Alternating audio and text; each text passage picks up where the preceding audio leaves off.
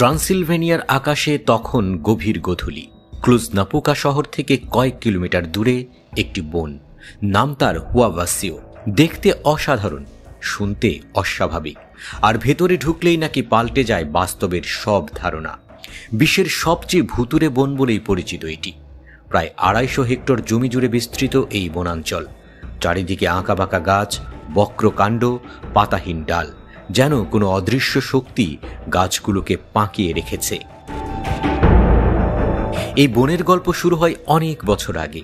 একজন মেষপালক ঢুকেছিলেন বনের গভীরে, সঙ্গে ছিল প্রায় 200 ভেড়া।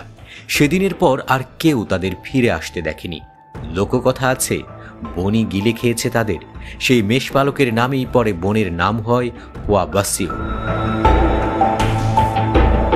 কিন্তু ইতিহাসের সবচেয়ে আলোচিত ঘটনা ঘটে তার বহু বছর পরে। এমিল বার্নিয়া নামে এক সামরিক প্রযুক্তিবিদ একদিন বনে প্রবেশ করেন।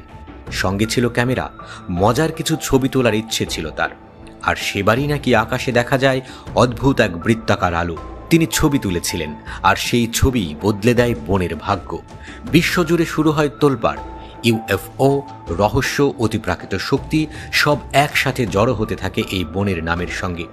যে জায়গায় এমিলো আলো দেখেছিলেন সেটি এখন পরিচিত দ্য ক্লিয়ারিং নামে।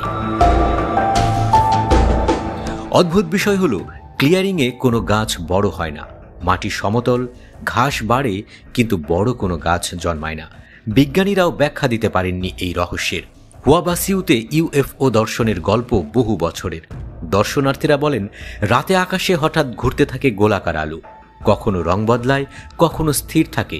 আবার অনেকে জানান কোনো অদ্ভুত উপস্থিতি তাকে অনুসরণ করছিল। কেউ কেউ দাবি করেন এলিয়েনের মুখোমুখি হয়েছেন তারা।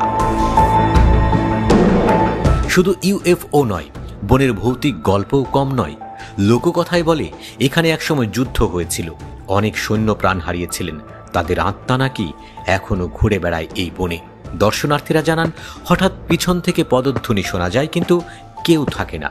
কখনো ভেসে আসে অস্পষ্ট আর্তনাদ। কেউ দেখেছেন ছায়ামূর্তি, কেউ অনুভব করেছেন কাঁধে ঠান্ডা হাত।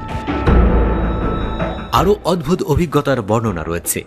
মাথা ঘোরা, বমি বমি ভাব, দিশেহারা অনুভূতি, হঠাৎ শরীর ভারী হয়ে যাওয়া, মনে হয় যেন কেউ কাছে আছে কিন্তু চোখে পড়ে না।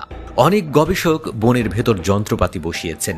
চৌম্বক ক্ষেত্র পরীক্ষা চলেছে, ইলেকট্রোম্যাগনেটিক তরঙ্গেও মিলেছে অস্বাভাবিকতা। যন্ত্রের স্ক্রিনে প্রায়ই দেখা যায় অদ্ভুত সিগন্যাল, যার উৎস খুঁজে পাওয়া যায় না। আরও আছে গাছের রহস্য। হুয়াভাসিওর গাছগুলোর কাণ্ড অদ্ভুতভাবে বেঁকে থাকে, যেন কেউ জোর করে মুচড়ে দিয়েছে। বিজ্ঞানীরা বলেন এটি স্বাভাবিক নয়। প্রকৃতির সাধারণ নিয়মে এমন বক্রতা তৈরি হয় না। তবুও ভয়ই এই বনের একমাত্র আকর্ষণ নয়। এখানে রয়েছে প্রকৃতির অদ্ভুত সৌন্দর্য। নীরবতা যেন কথা বলে, হাওয়ার শব্দও ভয় জাগায়, আর সেই ভয়ই মানুষকে টেনে আনে।